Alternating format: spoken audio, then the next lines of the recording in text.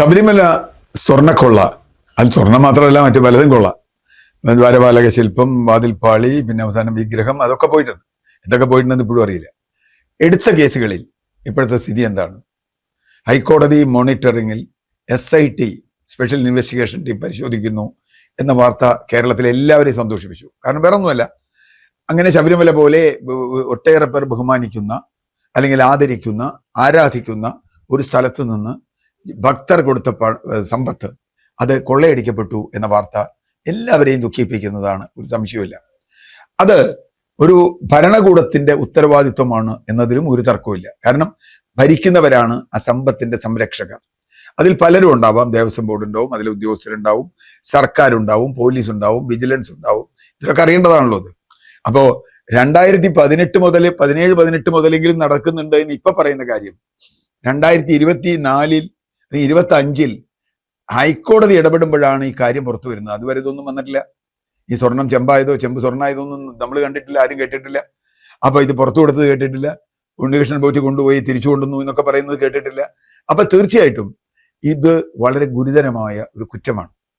നമ്മുടെ പോലീസിന്റെ, നമ്മുടെ ഭരണ സംവിധാനത്തിന്റെ പരാജയമാണ് ഇത് കാണിക്കുന്നത്. പോട്ടെ, ഈ പരാജയം ആരുടെയാണെന്നൊക്കെ നമുക്ക് പിന്നാലെ വയ്ക്കാം. ഏതായാലും 3 ദേവസ്വം ബോർഡ് മെമ്പർമാർ ഇപ്പൊ തന്നെ അറസ്റ്റിലാണ്.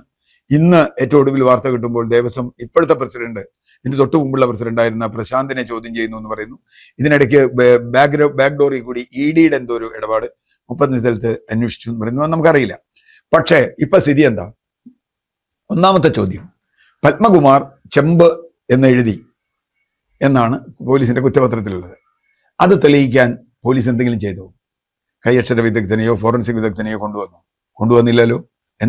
മാസങ്ങളായി, എത്ര കാലമായി പത്മകുമാർ ജയിലിൽ കിടക്കണു? അത് തെളിയിക്കേണ്ടത്. കാരണം കുറ്റപത്രത്തിലെ അല്ലെങ്കിൽ ഇവരുടെ കുറ്റാരോപണത്തിലെ ഏറ്റവും നിർണായകമായ ഒരു കാര്യം ഇദ്ദേഹം ഇത് ചെമ്പ് എന്നാക്കിയെന്നാണ്. ചെമ്പ് എന്ന് എഴുതിയത് പത്മകുമാർ ആണോ അല്ലയോ എന്നുള്ളത് തെളിയിച്ചില്ലെങ്കിൽ പത്മകുമാറിന് ജാമ്യം കിട്ടില്ലേ? പത്മകുമാറിന്റെ പേരിൽ പിന്നെ ആ കുറ്റം പോവും. പിന്നെ വേറെ കുറ്റങ്ങൾ ഉണ്ടാവും, അതില്ല എന്ന് പറയുന്നില്ല, പക്ഷെ പോവും. പത്മകുമാർ ഇതിൽ നിർണായകമായ ഒരു കണ്ണിയാണ്. കാരണം പാർട്ടിക്കും പത്മകുമാർ തന്നെയാണ് പ്രധാനം. പാർട്ടിയുടെ പത്മകുമാറാണ്. അപ്പോൾ ആ അർത്ഥത്തിൽ പാർട്ടിക്ക് വേണ്ടപ്പെട്ട ആളുകളെ സംരക്ഷിക്കുന്നതിന് SITയിൽ ആന്തരികമായ സമ്മർദ്ദങ്ങൾ ഉണ്ടോ എന്ന ചോദ്യം പ്രതിപക്ഷം ഉന്നയിക്കുന്നുണ്ട്. അത് അവരുടെ ഭാഗമാണ്. ഹൈക്കോടതി മോണിറ്റർ ചെയ്യുന്ന ഒരു ഘട്ടത്തിൽ അതിലില്ല എന്ന് ഉറപ്പാക്കേണ്ടത് ഹൈക്കോടതിയുടെ ജോലിയാണ്. പക്ഷേ നമുക്കിപ്പോൾ അത് പറയാൻ കഴിയുന്നില്ല. എന്തൊക്കെ പറഞ്ഞാൽ ഹൈക്കോടതിക്ക് പോയി അന്വേഷിക്കാൻ പറ്റില്ലല്ലോ. ഹൈക്കോടതിക്ക് ഒരു SIT കുറച്ച് ആളുകളെ ഏൽപ്പിക്കാൻ പറ്റൂ. ആളുകൾ വേണ്ട രീതിയിൽ ചെയ്തിട്ടില്ല എങ്കിൽ ഹൈക്കോടതി പലവട്ടം അവരെ ശാസിച്ചിട്ടുണ്ട്, പലവട്ടം അവരെ നടപടി എടുത്തിട്ടുണ്ട്. ഈ പറഞ്ഞതുപോലെ മെല്ലെ പോക്ക് എന്താ, നിങ്ങൾ വലിയ ആളുകളെ കാണുമ്പോൾ എന്താ, മീനുകളെ കാണുമ്പോൾ നിങ്ങൾ എന്താ മിണ്ടാതെ പോകുന്നതെന്ന് ചോദിച്ചിട്ടുണ്ട്. ഇപ്പൊ ശങ്കരദാസ് എന്ന് പറയുന്ന അദ്ദേഹത്തിന് ആശുപത്രിയിൽ നിന്ന് അറസ്റ്റ് ചെയ്തിട്ടുണ്ട്. ഞാൻ നിരവധി കാര്യങ്ങളിൽ ഹൈക്കോടതി ഇടപെട്ടിട്ടില്ല എന്ന് ഞാൻ പറയുന്നില്ല. പക്ഷേ ഒരു ഘട്ടം കഴിഞ്ഞപ്പോൾ ഹൈക്കോടതിയെ നിർത്തിയോ? ഹൈക്കോടതി നിർത്തിയതാണോ? ഹൈക്കോടതിക്ക് മുൻപോട്ട് പോകാൻ കഴിയാത്ത തരത്തിൽ സംസ്ഥാന സർക്കാർ, പോലീസിന്റെ നിയന്ത്രണം ഇപ്പോഴും സംസ്ഥാന സർക്കാരിൻ്റെയിലാണ്. ഇവരുടെ അന്വേഷണത്തിൽ മാത്രമേ ഹൈക്കോടതിക്ക് ഇടപെടാൻ കഴിയൂ. ഈ ഉദ്യോഗസ്ഥരോട് നാളെ അവർക്ക് പ്രൊമോഷൻ വേണോ, നാളെ അവരെ മാറ്റം വേണോ, എന്തെങ്കിലുമൊക്കെ വേണമെങ്കിൽ അവർക്ക് ഈ സർക്കാരിനെ ആശ്രയിച്ചേ പറ്റൂ. അവരുടെ മേലുദ്യോഗസ്ഥന്മാരെല്ലാം ഇപ്പോഴും സർക്കാർ നിയന്ത്രണത്തിലാണ്. പോലീസിന്റെ ഒരു ഘടനയുണ്ട്, അതിലെന്തെങ്കിലും ചെയ്തിട്ടുണ്ടോ നമുക്കറിയില്ല.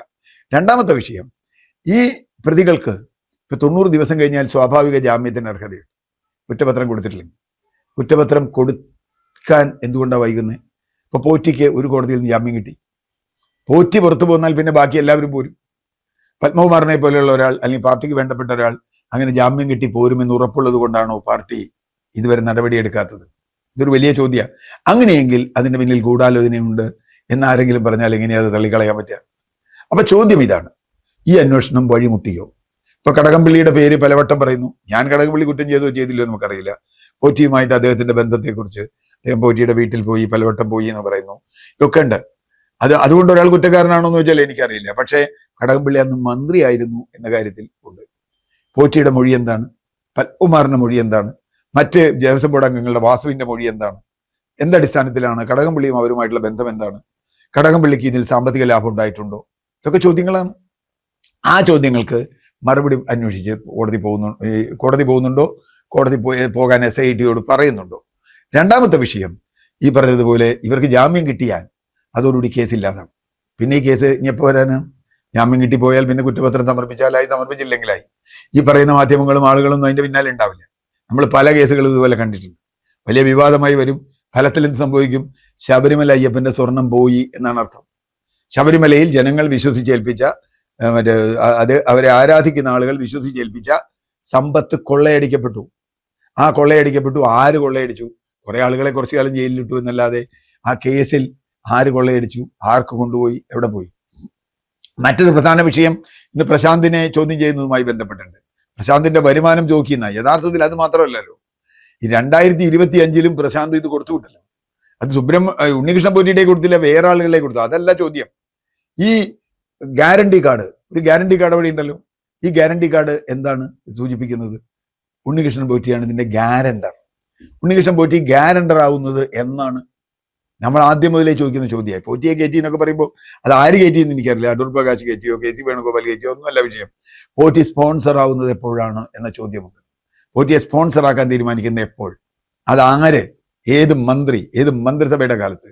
ഏത് ബോർഡിന്റെ കാലത്ത്? ഈ ചോദ്യത്തിന് മറുപടി പറഞ്ഞില്ലെങ്കിൽ പ്രശ്നമാണ്. കാരണം പോറ്റി സ്പോൺസറായി, പോറ്റി ഗ്യാരണ്ടറായി വന്നത് കൊണ്ടാണ് പോറ്റിക്ക് ഈ കൊള്ള മുഴുവൻ നടത്താൻ കഴിഞ്ഞത്. അതുകൊണ്ട് ഉണ്ണികൃഷ്ണൻ പോറ്റിയെ കയറ്റി എന്ന് പറയുന്നത് ആരാണ്? സോണിയാഗാന്ധിയാണ്. സോണിയാഗാന്ധി, എനിക്ക് ആരായാലും വിരോധമൊന്നുമില്ല. അങ്ങനെയാണെങ്കിൽ സോണിയാഗാന്ധി പറഞ്ഞിട്ടാണ് ഇയാൾക്ക് അവിടെ ഗ്യാരണ്ടർ സ്പോൺസർഷിപ്പ് കൊടുത്തതെങ്കിൽ പറയട്ടെ, അങ്ങനെ പറയട്ടെ. സോണിയാഗാന്ധിക്ക് അവിടെ എന്താ അധികാരം എന്ന് ചോദിച്ചാൽ എനിക്കറിയില്ല. അപ്പൊ ഈ സോണിയാഗാന്ധിയുടെ അല്ലെങ്കിൽ വേറെ ആളുകളുടെ പേര് പറയല്ല വേണ്ടത്.